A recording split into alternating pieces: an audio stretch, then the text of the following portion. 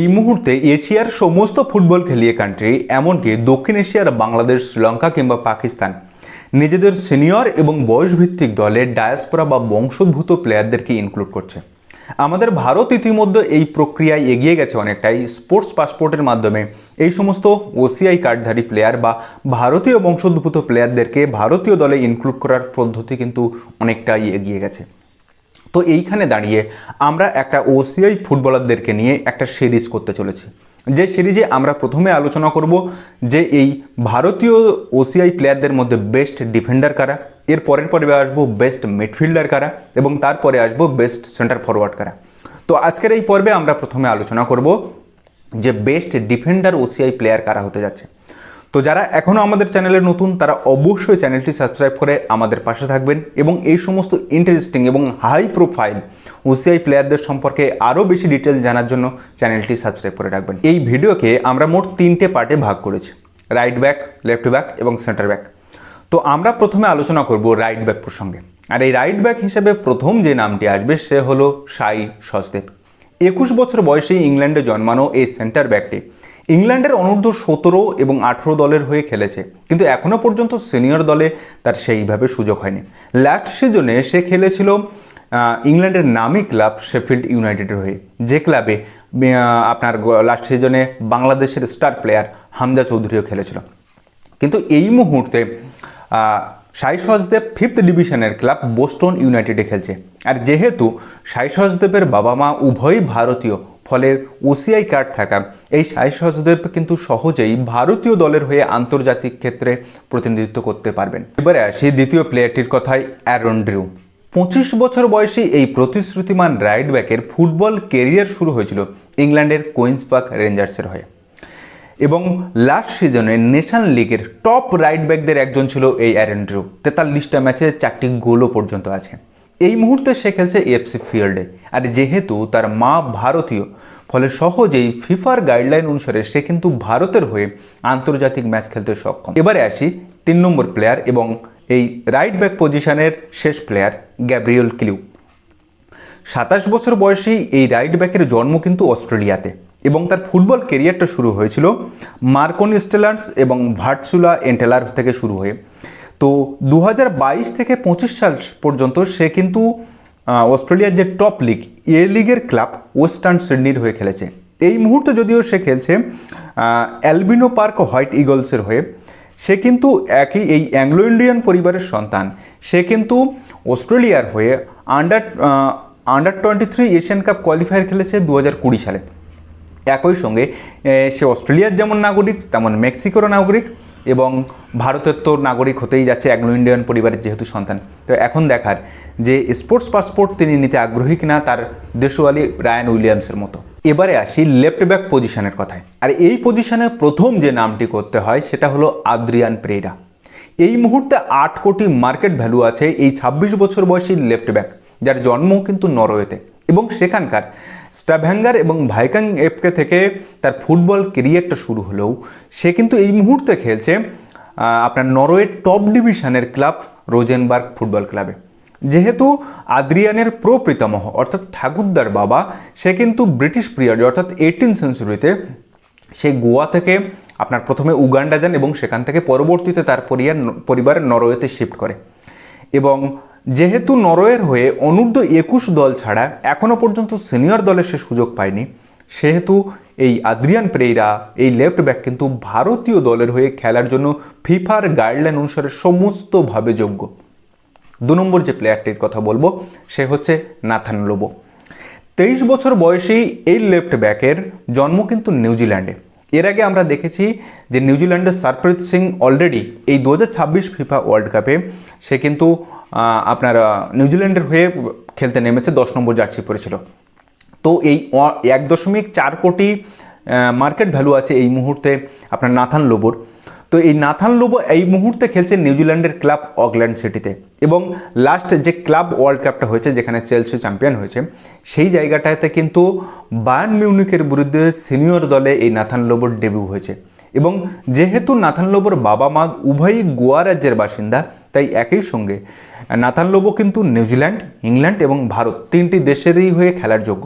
এখন দেখার যে নাথান লোবো সে আন্তর্জাতিক ফুটবলকে কেরিয়ার হিসেবে দেখতে কোন দেশকে বেছে নেন। এবারে আসি এই পজিশনের তৃতীয় প্লেয়ার রেইস খেলার কথায়। মাত্র 19 বছর বয়সেই এই লেফট ব্যাকের জন্ম কিন্তু ইংল্যান্ডের কভেন্ট্রিতে, এবং তার ফুটবল কেরিয়ার যদি দেখা যায় তবে সে কিন্তু লেস্টার সিটির একাডেমি থেকে তৈরি হচ্ছেন। এই মুহূর্তে সে খেলছে লেস্টার সিটির আন্ডার 21 অর্থাৎ অনূর্ধ্ব 21 দলের হয়ে খেলছেন, এবং এর বড় ভাইয়ের নাম আপনারা শুনেছেন, ব্র্যান্ডন খেলা, মাঝমাঠের প্লেয়ার। তো এই দুই ভাইকে কিন্তু মালয়েশিয়া অ্যাপ্রোচ করেছে তাদের জাতীয় দলে খেলার জন্য তার পিতামাতার দিক থেকে। কিন্তু যেহেতু শিখ পাঞ্জাবি পরিবারের এই দুই ভাই ব্র্যান্ডন খেলা এবং রেইস খেলা, এরা দুজনেই কিন্তু ভারতের হয়েও খেলার যোগ্য। তো এখন দেখার যে এই দুই ভাই আন্তর্জাতিক ফুটবলকে কেরিয়ার হিসাবে কোন দেশকে বেছে নেয়, মালয়েশিয়া নাকি ভারত। এবারে আসি এই লিস্টের শেষ তথা চতুর্থ নম্বর প্লেয়ার ম্যাল বেনিংয়ের কথায়। মালবিন্দর সিং বেনিং বা ম্যাল বেনিং তার ফুটবল কেরিয়ারটা শুরু হয়েছিল কিন্তু ওয়ালসাল এফসি থেকে, যার জন্ম হচ্ছে ইংল্যান্ডের নামী শহর ওয়েস্ট ব্রোমউইচে, এবং এই মুহূর্তে সে খেলছে ইংল্যান্ডের 4th ডিভিশনের ক্লাব শ্রুসবারি টাউনের হয়ে। এবং যদি দেখা যায় তবে 2015 সাল থেকে এই মালবিন্দর সিং বেনিং বা ম্যাল বেনিং ভারতের হয়ে খেলার জন্য কিন্তু ভীষণভাবে ইচ্ছা প্রকাশ করছে। এখন দেখার এই 32 বছর বয়সী লেফট ব্যাক ভারতীয় দলের হয়ে তার আন্তর্জাতিক ফুটবল কেরিয়ার গড়তে পারেন কিনা সেটা দেখা। এবারে আসি সেন্টার ব্যাক পজিশনের কথায়। আর এই পজিশনে প্রথম যে প্লেয়ারটির নাম বলতে হয়, যার এই মুহূর্তে মার্কেট ভ্যালু 2 কোটি টাকা, সিমরনজিৎ সিং থান্ডি। 26 বছর বয়সে এই সেন্টার ব্যাকের জন্ম কিন্তু ইংল্যান্ডে, এবং লেস্টার সিটি একাডেমি থেকে তার ফুটবল কেরিয়ারটা শুরু হলো। এই মুহূর্তে সে খেলছে সাইপ্রাসের টপ ডিভিশনের ক্লাব আপনার অ্যানার্থোসিসের হয়ে, এবং এখানে প্রায় 100টির উপর ম্যাচ খেলা হয়ে গেছে এই সিমরনজিৎ সিং থান্ডির। এবং যদি দেখা যায় তার আন্তর্জাতিক কেরিয়ারে, তবে 2016 সালে অনূর্ধ্ব 17 ইংল্যান্ডের হয়ে সে খেলেছিল। তারপরে আর ইংল্যান্ডের জাতীয় দলে কোনো বয়সভিত্তিক দল কিংবা সিনিয়র দলে তার সুযোগ হয়নি, এবং ইতিমধ্যে তিনি কিন্তু জানিয়েছেন যে সিমরনজিৎ সিং থান্ডি ভারতীয় দলের হয়ে আন্তর্জাতিক কেরিয়ারটা নতুনভাবে গড়তে চান। এখন দেখার কত দ্রুত এই প্লেয়ারটি ভারতীয় দলের সেন্টার ব্যাক পজিশনে আমরা সন্দেশ ঝিঙ্গানের পাশে দেখতে পাবো। এবারে আসি 2 নম্বর প্লেয়ার, মানে এই লিস্টের দ্বিতীয় প্লেয়ারের কথায়, ড্যানি বাথ বা ড্যানিয়েল তনবির। 35 বছর বয়সী এই সেন্টার ব্যাক হচ্ছে এই ওসিআই প্লেয়ারদের মধ্যে একটা ভীষণ কমন বা পরিচিত নাম। এবং আমরা যদি দেখি এই 6 ফুট 1 ইঞ্চির দীর্ঘদেহী এই ফুটবলারটির দীর্ঘদিন ধরে কিন্তু ভারতীয় দলের হয়ে খেলার ইচ্ছা প্রকাশ করছেন, এবং ইতিমধ্যে ভারতে এসে একবার ভারতীয় কোচের সঙ্গেও কিন্তু দেখা সাক্ষাৎ করে গেছেন, এবং 2nd ডিভিশনে তার গোটা ফুটবল কেরিয়ারটা তিনি খেলেছেন। এবং সেখানে যদি আমরা দেখি তবে উলভারহ্যাম্পটন, শেফিল্ড ইউনাইটেড, মিডলসবোর, ব্ল্যাকবার্ন রোভার্সের মতো নামি ক্লাবে কিন্তু সে খেলেছে, এবং লাস্ট সিজনে সে ডার্বি কাউন্টির হয়ে খেলছিলেন। এখন এই কেরিয়ার সারণ্যে দাঁড়িয়ে তিনি কি আদৌ নতুনভাবে তার আন্তর্জাতিক কেরিয়ারটা শুরু করতে পারবেন? ভারতের হয়ে খেলার তার এতদিনের যে স্বপ্ন, সেই স্বপ্ন বা ইচ্ছে পূরণ কি আদৌ হবে? আমাদের সত্যিই জানা নেই। এবারে আসি এই পজিশনের তৃতীয় প্লেয়ার উইলিয়াম আন্ডিয়াপানের কথায়। 21 বছর বয়সেই এই সেন্টার ব্যাকের জন্ম কিন্তু ইংল্যান্ডে, এবং ইংল্যান্ডের নামী ক্লাব আর্সেনাল থেকে তার ফুটবলের পার্টটা শুরু হয় বা কেরিয়ারটা শুরু হয়। কিন্তু 14 বছর বয়স নাগাদ সে আর্সেনাল ছেড়ে টটেনহাম হটস্পারে যোগ দেয়।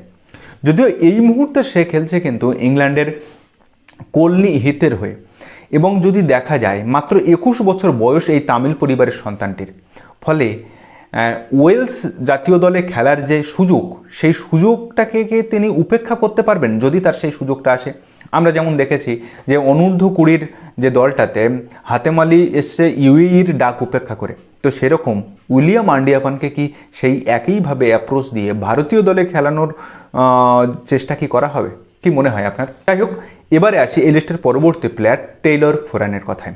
23 বছর বয়সী এই সেন্টার ব্যাক অ্যাংলো ইন্ডিয়ান পরিবারের সন্তান, এবং তার ঠাকুরদাদা ছিলেন ভারতীয়। ইংল্যান্ডের নামী ক্লাব আর্সেনাল থেকে কিন্তু তার ফুটবল কেরিয়ারটা শুরু হয়, এবং যদি দেখা যায় এই মুহূর্তে সে খেলছে ইংল্যান্ডের 5ম ডিভিশন অর্থাৎ নেশন লিগের ক্লাব মেডস্টোনের হয়ে। এবারে আসি এই লিস্টের তথা ডিফেন্ডার সিরিজের শেষতম প্লেয়ার অলিভার টিপটনের কথায়। 22 বছর বয়সী এই সেন্টার ব্যাকের ফুটবল কেরিয়ারটা শুরু হয়েছিল ইংল্যান্ডের নামী ক্লাব ওয়েস্ট ব্রোমিচ থেকে। যদিও পরবর্তীতে সে ওয়েস্ট ব্রোমিউজ থেকে ইংল্যান্ডের আরও এক নামী ক্লাব উলভারহ্যাম্পটনে যোগ দেয় এবং 9 বছর ধরে উলভসের বিভিন্ন বয়সভিত্তিক টুর্নামেন্টে খেলার পর 2024 সালের শেষেও যোগ দেয় সালিহাল মুডসের হয়ে এবং এই মুহূর্তে সে খেলছে ইংল্যান্ডের 5ম ডিভিশনের ক্লাব কিডারমিনস্টারে। তো ওসিআই কার্ড থাকা এই অলিভার টিপটনকে ভারতীয় দলের হয়ে কি খেলতে দেখা যাবে? কি মনে হয় আপনার? ওসিআই ফুটবলারদের মধ্য থেকে বেস্ট ডিফেন্ডারকে বেছে আপনাদের সামনে আজকে উপস্থাপন করলাম। তো এর মধ্য থেকে আপনার সবচেয়ে কোন প্লেয়ারকে ভালো লেগেছে? কিংবা ধরুন আজকে যদি একটি ফুটবল ম্যাচ হয় ভারতের, তবে ব্যাক ফোর হিসাবে আপনি সন্দেশ ঝিঙ্গনের সঙ্গে আর কোন 3টি প্লেয়ারকে এই লিস্ট থেকে রাখবেন? অবশ্যই কিন্তু কমেন্টে আপনার মূল্যবান মন্তব্য ও মতামত জানাবেন। তো যাই হোক, আজকের এই ভিডিওটা এখানে শেষ করছি। ভিডিওটা যদি ভালো লাগে তাহলে অবশ্যই আপনার বন্ধুবান্ধব ও চেনা জানা মানুষের মধ্যে শেয়ার করে তাদেরকেও জানার সুযোগ করে দেবেন। তো দেখা হচ্ছে পরের ভিডিওতে। ততদিন ভালো থাকবেন, সুস্থ থাকবেন আর অবশ্যই নিজের খেয়াল রাখবেন। অবশ্যই খুব তাড়াতাড়ি মিডফিল্ডার সিরিজ নিয়েও ভিডিওটা আসছে, তো তার জন্য কিন্তু অপেক্ষায় থাকবেন। ধন্যবাদ।